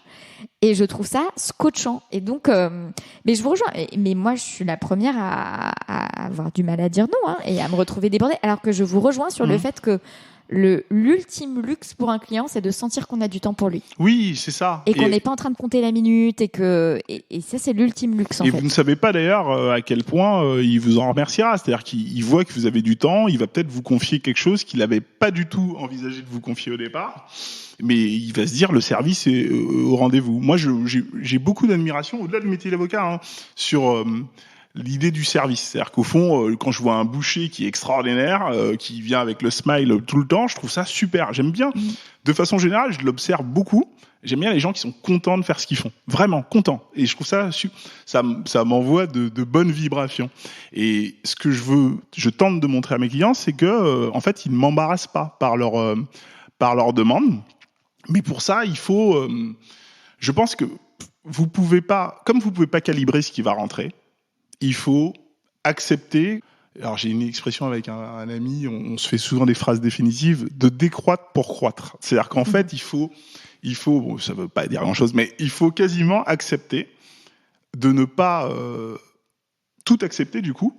Je refuse jamais de clients. C'est pas du tout comme ça que ça se passe. Finalement, on a une discussion. Je propose un prix. Comme par hasard, ça va pas. Voilà. Je me doutais que ça allait pas. Mais ça, moi, je parle de votre perspective, pas de la perspective du client. Les clients se rendent pas compte que vous les refusez, mais en fait, vous-même, vous vous organisez un peu pour que ça aboutisse au fait que vous travaillez pas ensemble. Mais le truc, c'est que c'est pas vraiment quelque chose. En fait, je sais que si je m'organise avec mon cabinet pour être full à 100%, je vais être full à 150%. Et parce que je sais que vous avez une conférence à 19h, donc je vais respecter ce timing. J'ai une question. Qu'est-ce qui fait que vous avez basculé il y a 3 ans et recruté quelqu'un ? C'est une bonne question. Qui était, ce que je comprends, un stagiaire avant d'être votre collaborateur. Qu'est-ce qui fait que vous avez finalement décidé de croître ? Alors du coup, j'essaie d'être cohérent jusqu'au bout avec ma personnalité. C'est qu'au fond, j'observe beaucoup des confrères qui sont dans je vais croître d'abord et croître encore plus après. C'est-à-dire prendre un collaborateur pour prévenir le moment où ça va basculer. Comme ça, il sera super bien formé. C'est une super logique. Hein. Il sera super bien formé quand vont arriver les clients énormes. Je suis pas du tout dans cet état d'esprit. Moi, je suis plutôt dans la réaction que l'action. Et donc la réaction, d'autant plus que je suis convaincu qu'on peut s'adapter vite dans ce métier. Et donc, j'étais très content donc je me suis installé en 2010, donc de 2010 à 2019, j'étais hyper content d'être artisan, vraiment très fier. C'est-à-dire, j'avais des interactions avec des confrères qui me disaient vraiment 100 collaborateurs, comment c'est et tout. Je dis mais c'est très bien, juste très content. Je gère très bien, j'ai du temps pour ma famille. Enfin, j'étais très content, mais vraiment. Et il y a 2 événements qui m'ont fait basculer, comme quoi vraiment je m'en rappelle. Donc si je vous en parle, c'est que c'est vraiment ces 2 événements-là. Le premier, je décroche un énorme client, vraiment énorme, parce que vraiment en travail à produire et en demande, c'était super important. J'avais déjà eu une piste pour un encore plus énorme client où je me suis dit vraiment que je suis pas de naturel stressé. L'idée même de bosser pour lui me commençait à me stresser. Et donc, par politesse, j'ai proposé un prix pour qu'on me dise non, bien entendu. Voilà. Donc, bon, bref. Donc, du coup, ça a été non. J'étais très rassuré quand ça a été non, parce que je peux vous dire que j'avais peur que ce soit oui, parce que je pouvais pas complètement dire n'importe quoi en termes de prix. Et donc là, arrivé à un moment, je rappelle la bascule, tout intervient à la même période, je vois le client en question. Je suis pour lui, on va dire, délégué à la protection des données. Et il a une visite de la CNIL, une semaine où j'ai beaucoup de cours. C'est-à-dire qu'en fait, cette semaine-là, j'ai pas de cours. Mais la semaine d'avant, j'ai des cours. Et la semaine d'après, j'ai des cours. Et le client m'appelle, je suis au cabinet, il est à 15 minutes d'ici. Et il me dit, la CNIL est là. Et donc je dis, c'est-à-dire la CNIL est là, il est 9h du matin. Je me dis, mais la CNIL est là, ça veut dire sûrement la CNIL est là, c'est un jeu de mots. Enfin, la CNIL est là, je comprenais pas. Et donc j'ai compris que la CNIL était là, donc il fallait vite que je me débrouille pour y aller. Et j'aurais pu être beaucoup plus loin dans Paris, en train de rédiger, enfin de donner un cours. Ça s'est joué à rien. Ça s'est joué. Il m'appelait 4 jours avant, j'étais en cours. Et là, pour le coup, ça aurait été beaucoup plus compliqué d'être aussi disponible, de débarquer aussi vite. Et toujours dans cette idée de service, je me suis dit, bon, tu peux pas facturer très cher des clients, être en solo, pas avoir de possibilité de t'adapter. C'est pas possible. Tu croyais ça possible jusque-là. C'est contradictoire avec le service même. Voilà. Jusque-là, ça allait. C'était très bien. Bravo, merci d'avoir fait tout ça et tout. mais là, c'est plus possible parce qu'en fait, ils te payent trop pour que le service soit pas au rendez-vous. Ils m'ont jamais questionné sur vous avez un collaborateur, ça les intéressait pas. Mais là, pour le coup, je pense que si dans les 15 minutes j'avais pas été là et que j'avais dit alors du coup, excusez-moi, j'arrive dans 1 heure, ça l'aurait pas fait. Ouais. Et donc là, je me suis dit OK, donc crispation. Pour moi, je me disais le service est pas au rendez-vous, donc toujours cette idée de service. Et le deuxième truc, c'est j'avais un appel d'offres, je crois que c'était la Fédération française de tennis, toujours la même période. Je l'avais trouvé génial. Je réponds pas à des appels d'offres parce que souvent je trouve que c'est un peu bon. Voilà, on a déjà choisi quelqu'un, mais on vous dit d'y participer. Et c'est un appel d'offres que je vois sur Internet. Les missions sont géniales. Je me dis oh là là, la mission pays elle est top. En plus j'adore le tennis, j'y ai joué. Bon bref, la mission est top. J'adore. Le truc est génial et je vais en page. Je demande un exemplaire parce que tous les exemplaires de l'appel d'offres sont titrés du nom de la personne, de l'avocat qui demande. Et je sais pas, j'arrive en page 19 et je vois marqué, vous nous donnerez le nom de l'associé et du collaborateur référent. Et en fait, c'était pas une condition d'avoir un associé, un collaborateur. Mais je me suis dit, ok, on est dans les limites du système. Ce truc te plaît, tu peux pas répondre parce que tu te trouves pas crédible pour y répondre. C'est dommage. Et donc, du coup, 2 frustrations sur une même période. Je reçois un stagiaire qui est devenu mon collaborateur, et à l'entretien, lui qui me dit alors, il y a une perspective de collab à la fin, je dis écoutez, c'est rigolo parce que jusqu'à aujourd'hui, la réponse aurait été non. Mais là aujourd'hui, je pense que franchement, je pense que je vais me diriger vers ça. Je vous dis pas que je voulais vous la proposer et tout. Et 1 an plus tard, il candidate. On est en mai, on doit se finir le stage en juin. C'est pendant le Covid. On est en télétravail tous les deux et tout depuis mars. Et il m'envoie un message en me disant bon, vous vous rappelez, l'an dernier, vous m'aviez dit que justement avec l'appel d'offres de la Fédération française, je lui ai tout raconté. Est-ce que vous êtes toujours dans une logique de collab? Et je lui dis écoutez, on va y réfléchir, je vais vous donner la réponse et je le prends en collab. Voilà. Et ça se passe bien depuis, pas de regret? Ah non, pas du tout. Je reviendrai. Et ça a répondu à vos attentes de ce point de vue-là? Ah mais 100 fois. 100 fois. C'est-à-dire que, en fait, je suis tellement dans cette idée de service qu'en fait, ce qui me stresserait, parce que j'essaye de pas stresser, ce qui me stresserait, c'est pas délivrer un service. C'est vraiment, souvent j'ai des interactions avec des confrères qui me disent oui, alors faut respecter, c'est quand même l'avocat, faut que le client respecte l'avocat. En rigolant, j'exagère un petit peu dans la blague que je vais vous faire. Vous êtes d'accord avec mes honoraires, vous aurez mon service et ma considération. C'est-à-dire qu'en fait, le seul point de friction peut-être que j'aurai avec mon client, c'est les honoraires, et après je délivre. C'est-à-dire qui d'ailleurs sont payés très souvent dès le départ. J'attends pas de lui qu'il me fasse du maître. Pourrais-je discuter avec vous? Enfin, franchement, je fais pas ce métier pour que. D'ailleurs, peut-être dans les années 80, vraiment un avocat c'était rare. On se levait. Si jamais il arrivait dans une pièce, les gens se levaient.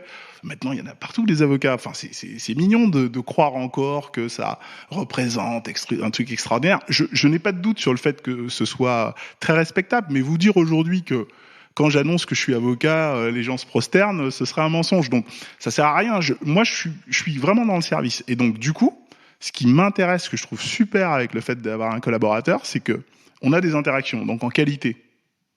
D'un coup, on est mieux parce qu'il fait des recherches, parce qu'on interagit ensemble, parce que parfois on n'est pas d'accord.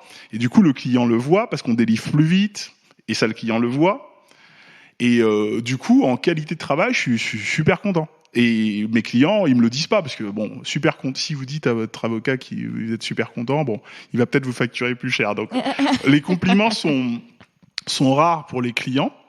Mais en tout cas, moi, très honnêtement, on part d'une frustration que j'ai ou d'une peur que j'ai. Pour prendre un collaborateur, 2 ans plus tard, je vous dis, je suis super content d'en avoir pris un. C'est-à-dire, je reviendrai pas au schéma initial, sauf à réduire la voilure du coup.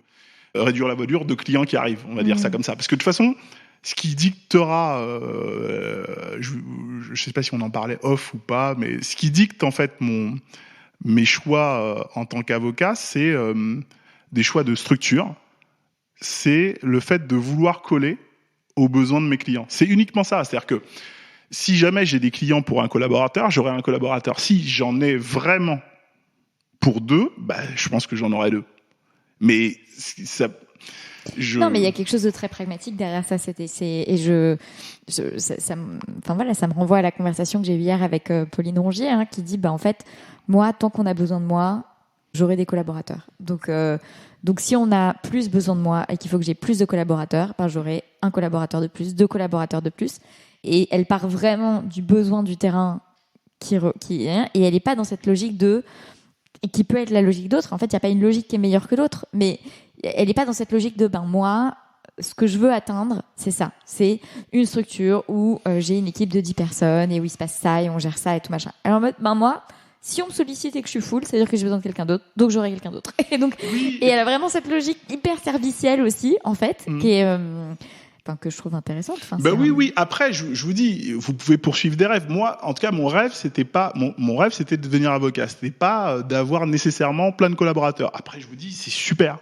Si je dois faire la publicité pour le fait d'avoir un collaborateur, il faut en avoir un. Mais il faut en avoir un que si on se sent à l'aise dans le fait d'en avoir un aussi. Ouais, je pense qu'on s'invente trop de problèmes. Dans d'autres corps de métier, vous prenez un restaurateur, il doit prendre un pas de porte. Acheter un fonds de commerce, donc du coup, des locaux, il doit les louer, payer du personnel. En termes de prise de risque du métier d'avocat, je dis pas qu'il y en a pas, mais je pense qu'on n'est pas obligé, si on veut exercer, C'est la beauté des prestations intellectuelles, c'est-à-dire que, c'est que globalement, à partir du moment où on est soi et son cerveau, on peut déjà faire pas mal de choses. Je voudrais juste, parce qu'il est 57, qu'est-ce que vous voyez qu'est-ce que vous voulez pour demain, pour votre cabinet? Globalement, vous avez répondu, c'est le fait de pouvoir continuer à être au service de vos clients. Est-ce qu'il y a autre chose? Oui, alors qu'est-ce que je veux? C'est une bonne question. Qu'est-ce que je veux? J'aimerais bien à minima être dans une configuration dans laquelle je suis. Et à maxima, je sais pas, continuer sur cette logique de un jour j'aurai une nouvelle frustration qui sera que je considère qu'à 2 on délivre pas suffisamment et qu'on passera à 3. C'est-à-dire que je ne détesterais pas, surtout qu'en fait j'ai un petit réseau d'anciens stagiaires qui sont maintenant devenus avocats, dont je devine qu'ils détesteraient pas revenir éventuellement. Et donc je me dis, pour le coup, ça fait des gens potentiellement qui, si ça il devait y avoir une opportunité, diraient peut-être pas non. Donc, si en plus vous savez potentiellement qui vous pourriez embaucher, c'est toujours plus simple, plus facile, on va dire ça comme ça. Mais ce sera toujours une histoire d'allier le confort, En réalité, on nous forme pas au management. Donc de toutes les façons, on sait pas trop, on sait qu'en situation si on est bon pour manager quelqu'un. Ça, c'est clair. Donc pour l'instant, pendant longtemps, je me disais quand je prenais des stagiaires, bon, finalement, je suis très cool, entre guillemets, parce que il y a pas d'enjeu, c'est pas beaucoup d'argent. Et si je vois quand je voyais des avocats être un peu tendus avec leur collab, je disais ne juge pas, parce que peut-être que c'est parce qu'ils coûtent très cher qu'ils sont tendus.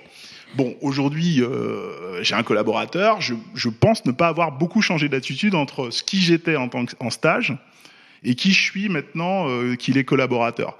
Donc, est-ce que la bascule se fera à 2, à 3, je sais pas. Mais du coup, non, ce que je me souhaite, c'est peut-être de structurer le cabinet autour de un tout petit peu plus de monde, peut-être. Mais je suis même pas sûr de me le souhaiter complètement. On va dire que pour l'instant, je suis très bien. J'aimerais continuer à prendre du plaisir dans la façon dont j'exerce le métier et avoir des clients qui, de temps en temps, me laissent entendre qu'ils sont assez contents du service délivré. Voilà.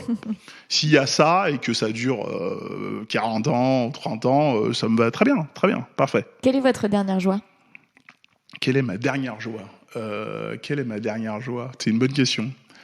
Bon, c'est des interactions familiales, ce sont des interactions avec mon fils, avec ma fille, avec mon épouse, c'est autour de ça. Mes grosses joies, c'est autour de ça.